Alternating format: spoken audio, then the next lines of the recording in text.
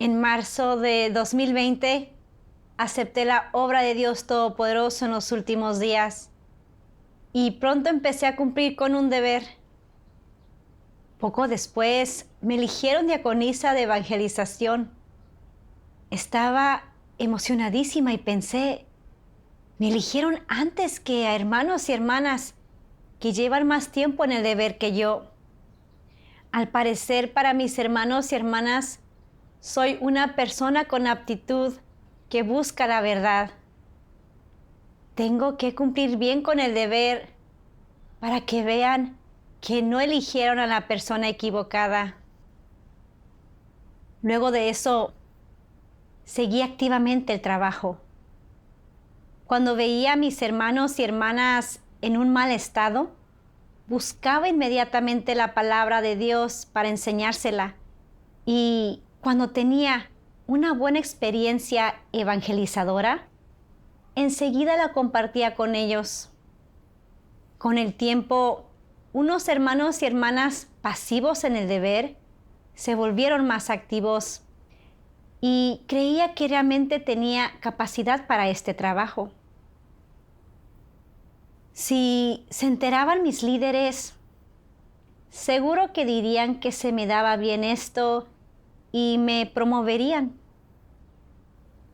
Teniéndolo presente, me ilusioné y me motivé más en el deber. Cuando la labor evangelizadora era eficaz, enviaba la buena noticia al grupo con la esperanza de que todos los hermanos y hermanas vieran los buenos resultados de mi deber. También presumía de vez en cuando entre ellos. Al hacer averiguaciones sobre su trabajo, primero les preguntaba si tenían problemas o dificultades y luego comentaba deliberadamente. Aparte de resolver tus dificultades, tengo que seguir el trabajo de otros muchos departamentos.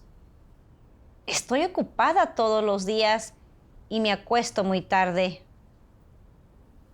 Tras escucharme, algunos hermanos y hermanas respondían, no tenemos dificultades últimamente. Hermana, gracias por tu esfuerzo. Me alegraba oírles decir eso. Sentía que tenían que pensar que llevaba una carga en el deber, que estaba dispuesta a pagar un precio y que era una persona responsable. Un día acudió a mí un hermano para sincerarse y hablarme de su estado. Señaló, siempre procuro que me admiren en el deber. Cuando sigo el trabajo, siempre hablo desde la posición de líder de grupo y presumo al hablar. Se me agitó el corazón al oír aquello. ¿No era yo también así?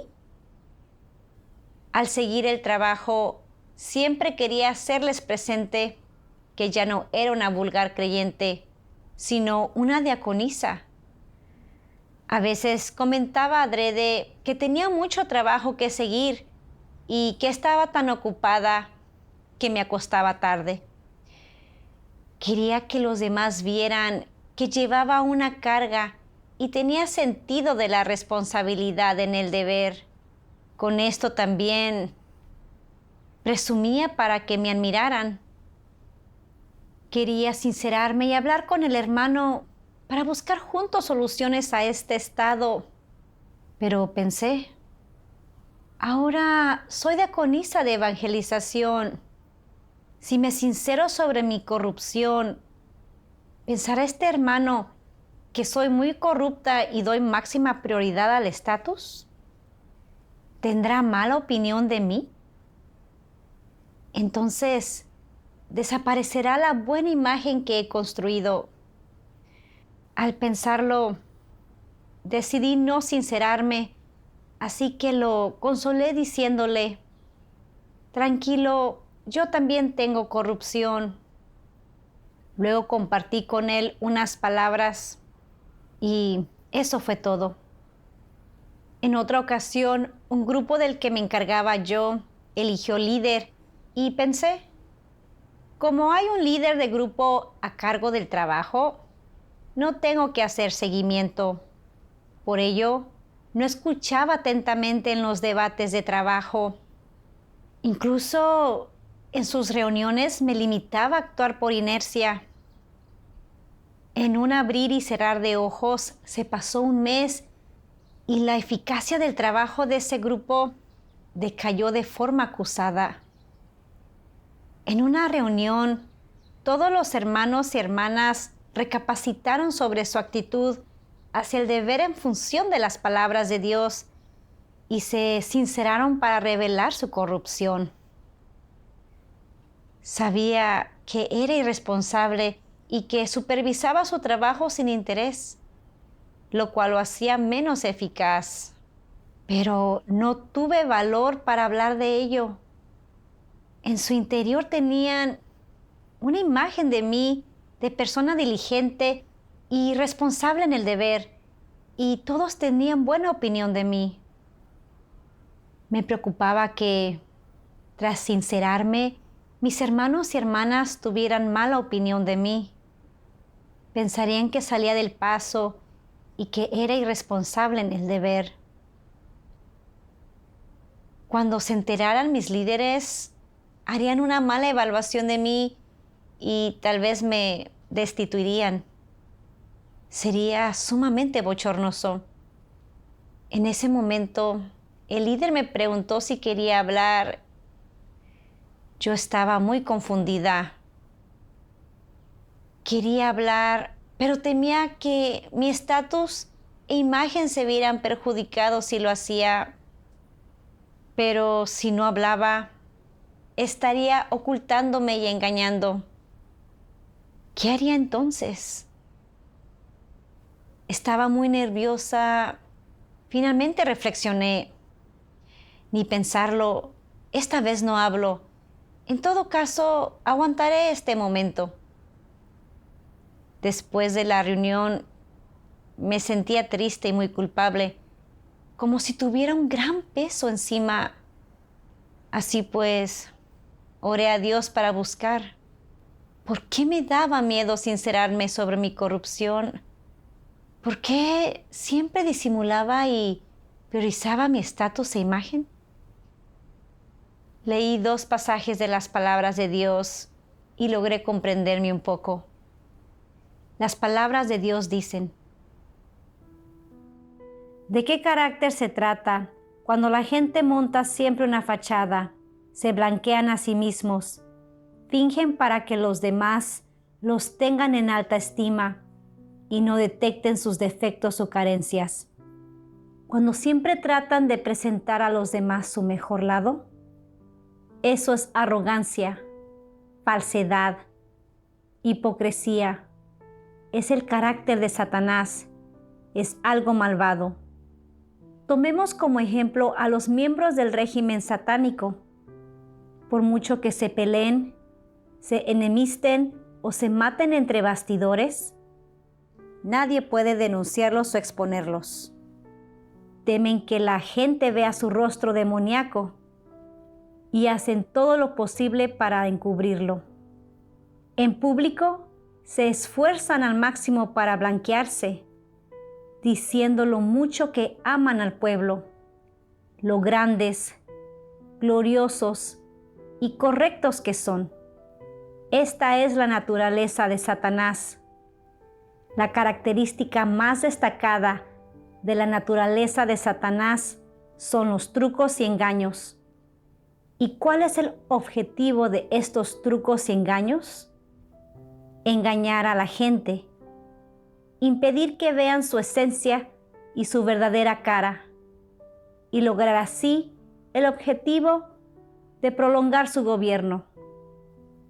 Puede que la gente común carezca de tal poder y estatus, pero ellos también desean hacer que los demás tengan una buena opinión de ellos, que los tengan en alta estima y les otorguen un estatus elevado en su corazón.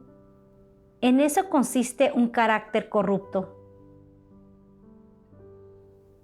Para ser una persona honesta, primero debes desnudar tu corazón de modo que todos puedan mirarlo, ver todo lo que estás pensando y atisbar tu verdadero rostro. No debes tratar de disfrazarte ni encubrirte para verte bien. Solo entonces confiarán las demás en ti y te considerarán honesto. Esta es la práctica más fundamental y es el prerequisito para ser una persona honesta. Siempre estás fingiendo, aparentando santidad, virtud, grandeza y cualidades morales elevadas. No permites que nadie vea tu corrupción y tus defectos. Presentas una falsa imagen de ti a las personas para que crean que eres recto, noble, abnegado, imparcial y desinteresado. ¿No es esto engaño y falsedad? ¿No será capaz la gente de calarte después de un tiempo?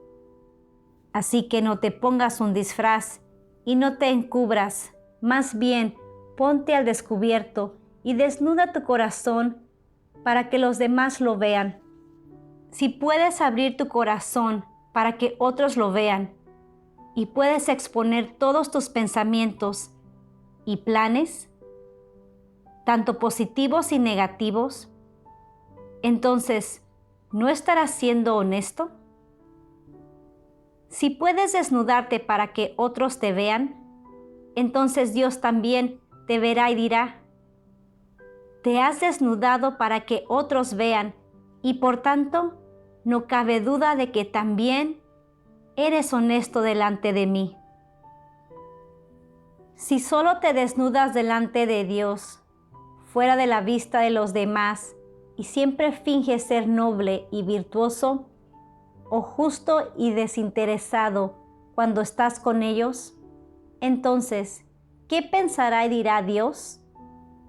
Dirá: eres auténticamente deshonesto, eres totalmente hipócrita y mezquino, y no eres una persona honesta. Así pues, Dios te condenará. Tras leer la palabra de Dios, sentí un dolor punzante en el corazón. La palabra de Dios revelaba mi estado con precisión. Desde que me eligieron diaconisa de evangelización, creía tener más aptitud y estatura que los hermanos y hermanas normales, por lo que siempre quería que todos vieran mi lado bueno. Encubría mi corrupción y mis defectos para que nadie los descubriera. Cuando era algo eficaz en el deber, tenía ganas de presumir. No veía la hora de enviar mis buenas noticias al grupo porque quería que las vieran los hermanos y hermanas, los líderes y otros colaboradores.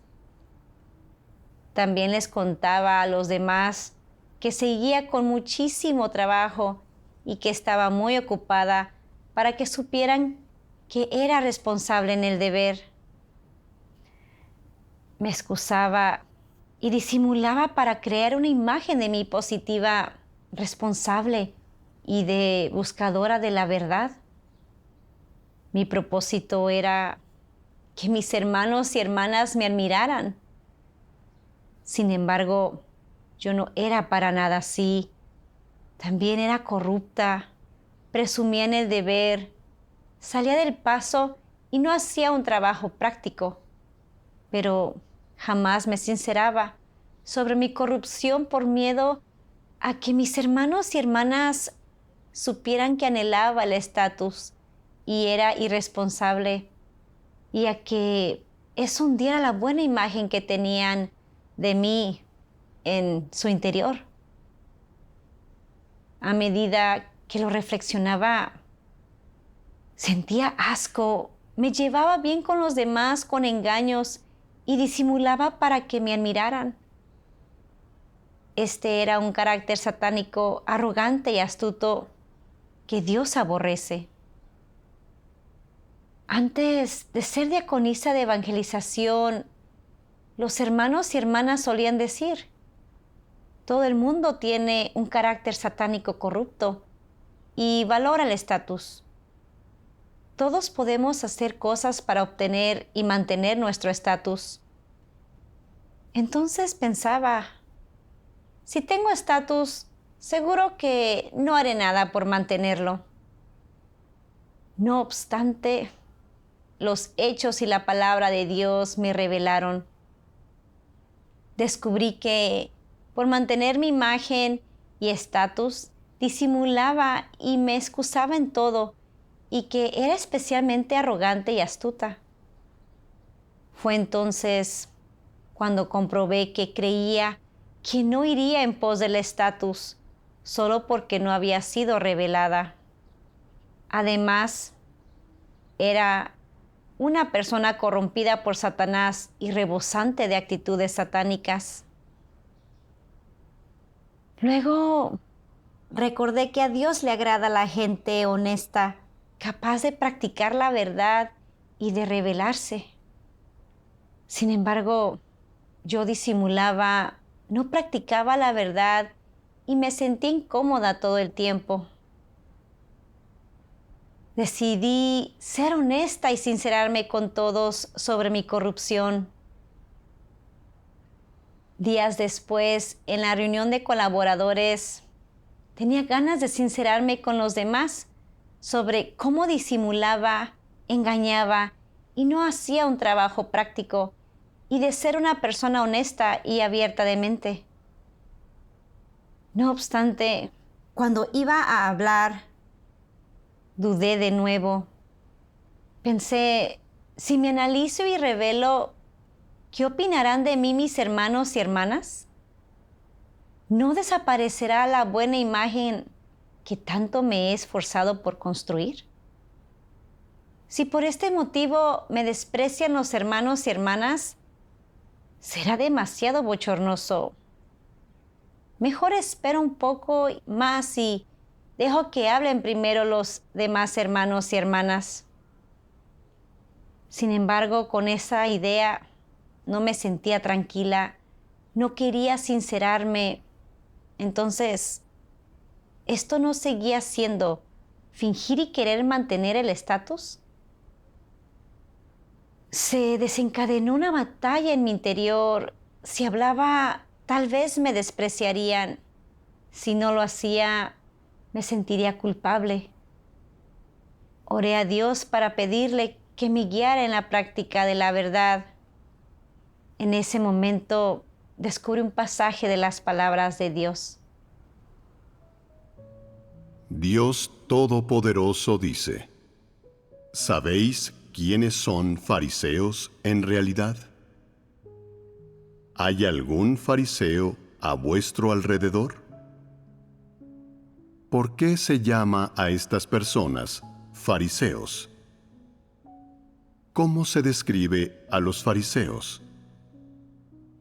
Se trata de personas hipócritas, completamente falsas y que actúan en todo lo que hacen. ¿De qué modo actúan? Fingen ser buenas, amables y positivas. ¿Son así en realidad? En absoluto. Como son hipócritas, todo lo que se manifiesta y se revela en ellos es falso. Todo es pretensión. No es su verdadero rostro. ¿Dónde se oculta su verdadero rostro? Está escondido en el fondo de su corazón, para que nadie lo vea jamás. Todo lo que hay en el exterior es una actuación. Es todo falso. Pero solo pueden engañar a la gente, no a Dios. Si las personas no buscan la verdad, si no practican y experimentan las palabras de Dios, entonces no pueden entender completamente la verdad. y por muy bien que suenen sus palabras, no son la realidad de la verdad, sino palabras de doctrina. Algunas personas solo se centran en repetir como loros las palabras de doctrina. Imitan a quien predica los sermones más elevados. Y a consecuencia de ello, en pocos años, recitan doctrina cada vez más y son admiradas y veneradas por mucha gente, tras lo cual empiezan a camuflarse y prestan gran atención a lo que dicen y hacen, mostrándose especialmente piadosos y espirituales.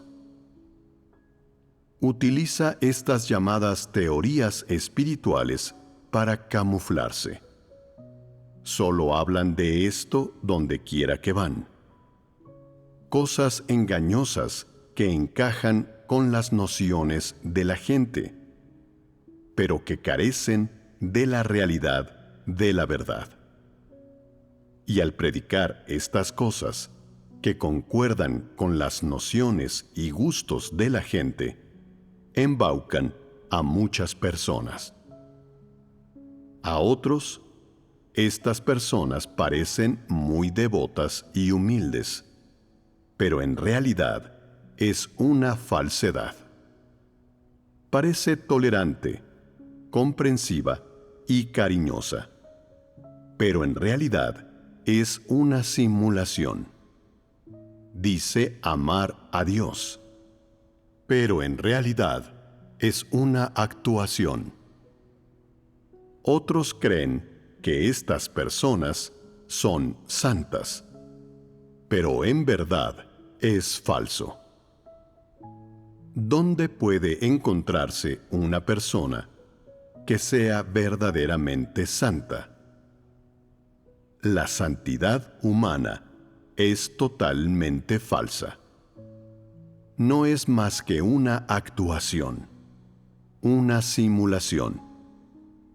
Por fuera, parecen leales a Dios, pero en realidad solo están actuando para que otros los vean. Cuando nadie mira, no tienen ni pizca de lealtad, y todo lo que hacen es superficial. En apariencia, se esfuerzan por Dios y han abandonado a su familia y su carrera. Pero, ¿qué hacen en secreto? Se ocupan de sus propios asuntos y van por su propia cuenta en la iglesia, beneficiándose de la iglesia y robando las ofrendas en secreto, con el pretexto de trabajar por Dios. Estas personas son los fariseos hipócritas modernos. ¿De dónde vienen estas personas, los fariseos? ¿Surgen entre los incrédulos? No. Todos ellos surgen entre los creyentes. ¿Por qué estos creyentes se transforman en fariseos? ¿Los ha hecho alguien así? Por supuesto que no. ¿Cuál es la razón? Se debe a que esta es su esencia y naturaleza, y a que esta es la senda que han tomado.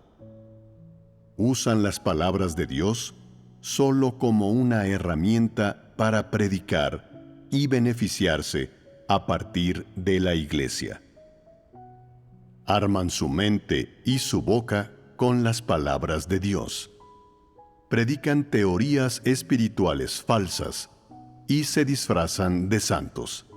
Y, posteriormente, utilizan esto como capital para lograr el objetivo de beneficiarse a partir de la iglesia. No hacen más que predicar doctrinas, pero nunca han puesto en práctica la verdad. ¿Qué clase de personas son las que continúan predicando palabras y doctrinas a pesar de nunca haber seguido el camino de Dios? Son unos fariseos hipócritas.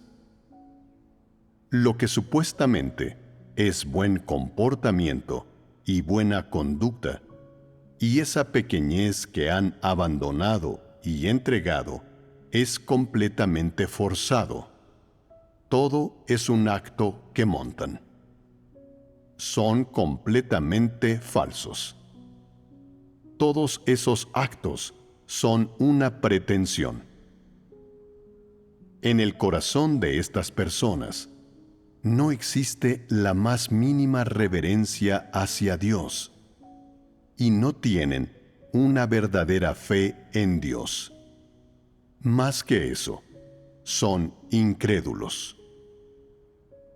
Si las personas no buscan la verdad, caminarán por este tipo de senda y se convertirán en fariseos.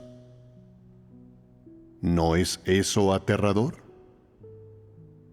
El lugar espiritual en el que se reúnen los fariseos se ha convertido en un mercado.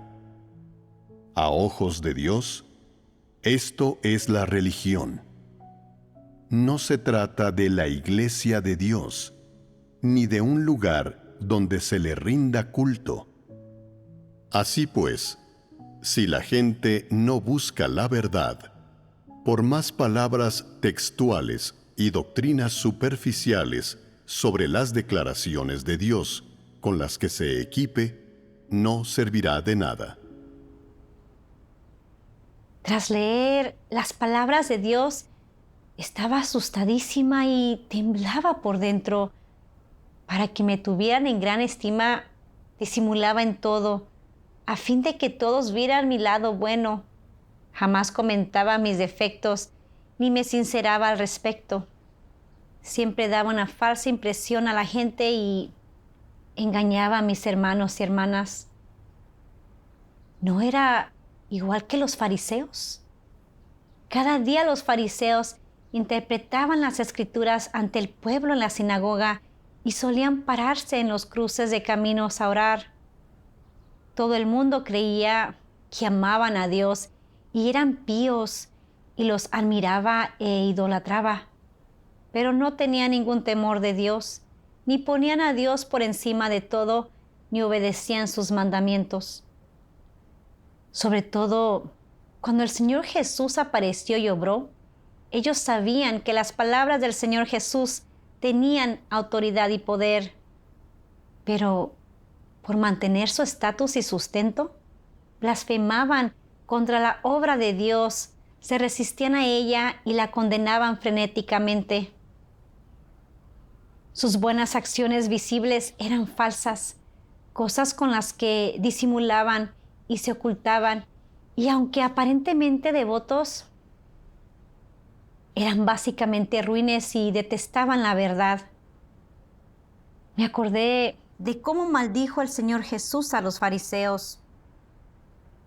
Ay de vosotros, escribas y fariseos, hipócritas, porque sois semejantes a sepulcros blanqueados que por fuera lucen hermosos, pero por dentro están llenos de huesos de muertos y de toda inmundicia.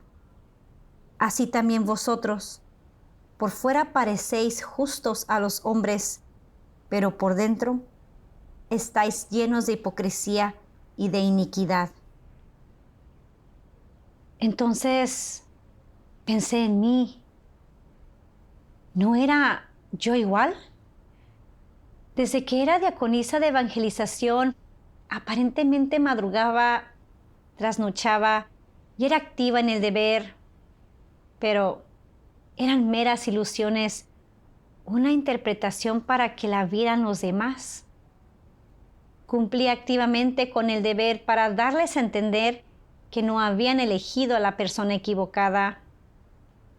Cuando era eficaz en el deber y corregía los estados de mis hermanos y hermanas, enviaba inmediatamente un mensaje al grupo o se lo contaba a ellos, pues quería que mis líderes y otros vieran que era competente y responsable en el deber.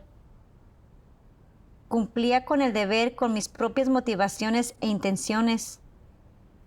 Solo quería que me tuvieran en gran estima. Tenía muy claro que no hacía ningún trabajo sustancial, pero a menudo presumía e iba en pos del estatus y no comentaba ni hablaba nada de mi corrupción. Dios me había dado muchas oportunidades de sincerarme, pero una y otra vez no practicaba la verdad y optaba por la astucia, el disimulo y la ocultación para hacer trampa, con lo que equivocadamente mis hermanos y hermanas me admiraban por ser alguien que iba en pos de la verdad y cumplía responsablemente con el deber. Descubrí que, al igual que los fariseos hipócritas, atraía a la gente ante mí, así la engañaba y me la ganaba, e iba por la senda de la resistencia a Dios. Dios había maldecido a los fariseos. Si no me arrepentía, terminaría igual que ellos. Luego recordé otro pasaje de la palabra de Dios. Debes buscar la verdad para resolver cualquier problema que surja, sea el que sea, y bajo ningún concepto disfrazarte o poner una cara falsa para los demás. Tus defectos, carencias, fallos y actitudes corruptas. Sé totalmente abierto acerca de todos ellos y compártelos. No te los guardes dentro. Aprender a abrirse es el primer paso para entrar en la vida y el primer obstáculo, el más difícil de superar. Una vez que lo has superado, es fácil entrar en la verdad. ¿Qué significa dar este paso? Significa que estás abriendo tu corazón y mostrando todo lo que tienes, bueno o malo, positivo o negativo, que te estás descubriendo ante los demás y ante Dios, que no le estás ocultando nada a Dios, ni estás disimulando ni disfrazando nada, libre de mentiras y trampas, y que estás siendo igualmente sincero y honesto con otras personas. De esta manera, vives en la luz y no solo Dios te escrutará, sino que también otras personas podrán comprobar que actúas con principios y cierto grado de transparencia. No necesitas ningún método para proteger tu reputación, imagen y estatus, ni necesitas encubrir o disfrazar tus errores. No es necesario que hagas estos esfuerzos inútiles. Si puedes dejar de lado estas cosas, estarás muy relajado. Vivirás sin estar encadenado y sin dolor y completamente en la luz. Aprender a abrirse cuando se comparte es el primer paso para entrar en la vida. Luego has de aprender a analizar tus pensamientos y actos para ver cuáles están equivocados y cuáles no agradan a Dios. Y es preciso que los corrijas inmediatamente y los rectifiques. ¿Cuál es el propósito de rectificarlos? Es aceptar y asumir la verdad, al tiempo que rechazas las cosas en tu interior que le pertenecen a Satanás y las reemplazas con la verdad. Antes hacías todo según tu carácter astuto, que es mendaz y engañoso. Sentías que no podías lograr nada sin mentir. Ahora que entiendes la verdad y detestas la forma de hacer las cosas que tiene Satanás, ya no te comportas de ese modo. Actúas con una mentalidad de honestidad, pureza y obediencia. Si no te guardas nada, si no te pones una careta, una impostura, una fachada, si te expones ante los hermanos y hermanas, si no ocultas tus ideas y pensamientos más íntimos, sino que permites que los demás vean tu actitud sincera, entonces la verdad echará raíces poco a poco en ti, florecerá y dará frutos. Dará gradualmente resultados. Si tu corazón es cada vez más honesto y está cada vez más orientado hacia Dios, y si sabes proteger los intereses de la casa de Dios cuando cumples con tu deber, y tu conciencia se turba cuando no proteges estos intereses, entonces esto es una prueba de que la verdad ha tenido efecto en ti y se ha convertido en tu vida. Con la palabra de Dios, entendí que no disimular ni dar una falsa impresión, ser capaz de revelar mi corrupción y mis defectos, mostrar mi yo más real y dejar que mis hermanos y hermanas vean los secretos de mi corazón, es lo que hace falta para ser una persona honesta. Recordé cómo siempre había disimulado y me había ocultado para que los demás me tuvieran en gran estima, y que en las reuniones no me atrevía a sincerarme sobre mi corrupción. Era una persona astuta, alguien aborrecible y repugnante para Dios, y era agotador y doloroso vivir así. Una vez que lo comprendí, oré a Dios. Dios mío, disimulo en todo para que me respete y admire la gente. Sé que esto te repugna. Ahora me repugno a mí misma. Dios mío, deseo practicar la verdad y ser honesta. Por favor, guíame. Tras orar, hablé de que no trabajaba realmente y revelé que me dedicaba a disimular y engañar. Después de hablar, me quité un peso del corazón y me sentí muy aliviada. Mis hermanos y hermanas no me despreciaron y mis líderes no trataron conmigo.